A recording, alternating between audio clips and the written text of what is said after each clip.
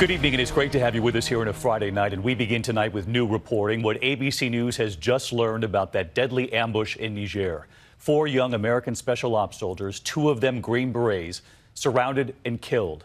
It's been 16 days since those lives were lost, and today President Trump was asked again to address the mission in public. Did they have adequate intelligence, adequate backup? ABC's Mary Bruce asks the White House today why so little has been said.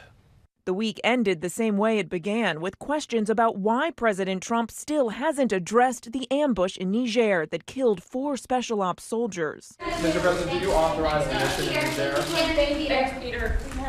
Thank you all very much. Thoughts on the secretary? And tonight we are learning chilling details about that ambush outside a remote African village. A senior intelligence official tells ABC News the Americans knew something was wrong when 2 motorcycles came racing out. The official telling us, quote, the hair on the back of their necks stood up. The official says a village elder seemed to stall to keep the soldiers there, and soon 50 militants were upon them, with small arms, vehicle-mounted weapons, and mortars, a sophisticated attack. The Americans were surrounded. Tonight, key questions remain. Did the unit get the proper advance intelligence and backup support? Officials say they didn't expect to be in combat. Also, was Sergeant David Johnson left behind? The rest of the unit pulled out, but his body was not recovered for at least 20 hours. The president's silent on the details, even as he takes credit for U.S. victories against ISIS. I totally changed the attitudes of the military, and they have done a fantastic job. Yeah, ISIS is now giving up. They're giving up. They're raising their hands. They're walking off. Nobody's ever seen that before. Why did that happen before?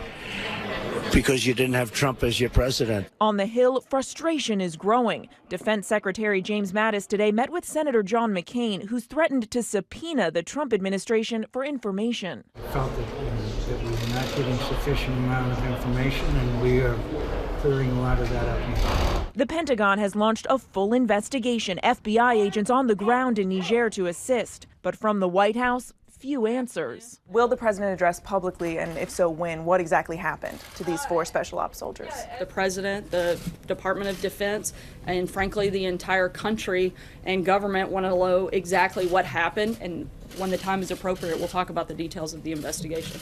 The White House refuses to say whether President Trump authorized the mission in Niger, but they are still talking about his phone call with Sergeant Johnson's widow.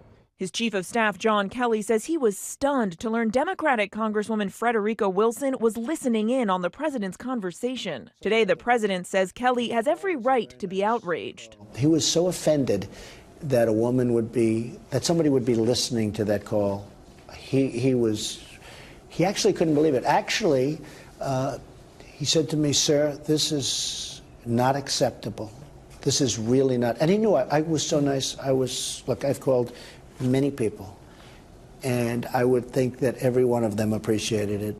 And Mary Bruce with us live tonight from the White House. And Mary, one other development involving that call the president was speaking about there. White House Chief of Staff John Kelly lashing out 24 hours ago at Congresswoman Frederica Wilson, who heard that call from the president to the family of Sergeant David Johnson.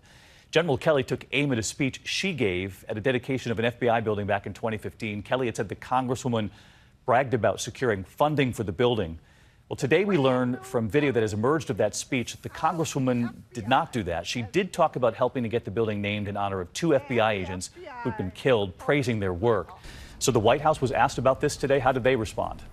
Yes, David, and they are standing by Kelly's characterization. At today's briefing, the press secretary accused reporters saying it was highly inappropriate for them to question Kelly because he's a 4-star general. But the Congresswoman tonight says he's lying.